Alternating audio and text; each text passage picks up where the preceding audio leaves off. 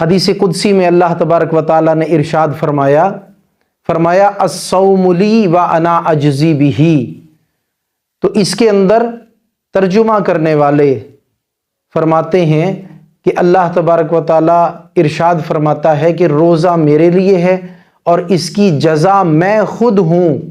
اور بعضوں نے اس کا ترجمہ یہ بھی کیا کہ الصوم لی وانا اجزی بہ، یعنی اللہ تبارک و تعالیٰ نے فرمایا جو روزہ رکھے گا اس کا ثواب میں خود عطا کروں گا۔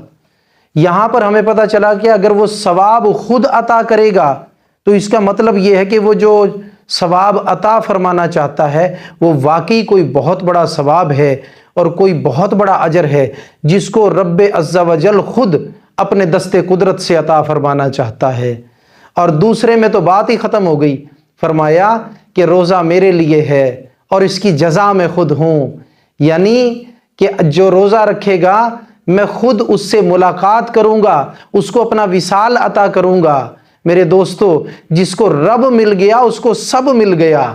تو جو روزہ رکھے گا اور اس کو اللہ نے اپنا آپ عطا کر دیا تو پھر سمجھ لیں کچھ بھی چیز باقی نہ رہی جو اسے نہ ملی ہو، سب کچھ اس کو مل گیا۔ اور یہ بھی حقیقت ہے کہ اللہ اپنا آپ اس کو عطا کرتا ہے کہ جس کو دیکھتا ہے کہ یہ مجھ سے محبت کرتا ہے۔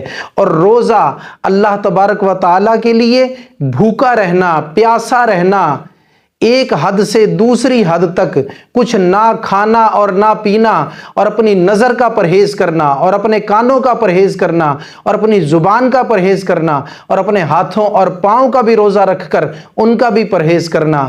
تو میرے دوستو، یہ بغیر محبت کے ممکن نہیں۔ تو جو روزہ رکھتا ہے حقیقتاً وہ اللہ سے محبت کرتا ہے۔ اللہ نے اسی لیے فرمایا کہ جو روزہ رکھے اس کی جزا میں خود ہوں، یعنی جو روزہ رکھتا ہے وہ مجھ سے محبت کرنے والا ہوتا ہے، اور جو مجھ سے محبت کرتا ہے میں اسے اپنا آپ عطا کرتا ہوں۔ لہٰذا روزہ رکھیے اور یا تو اللہ تبارک و تعالیٰ سے کثیر اجر پائیے یا پھر اللہ تعالیٰ کو خود پائیے۔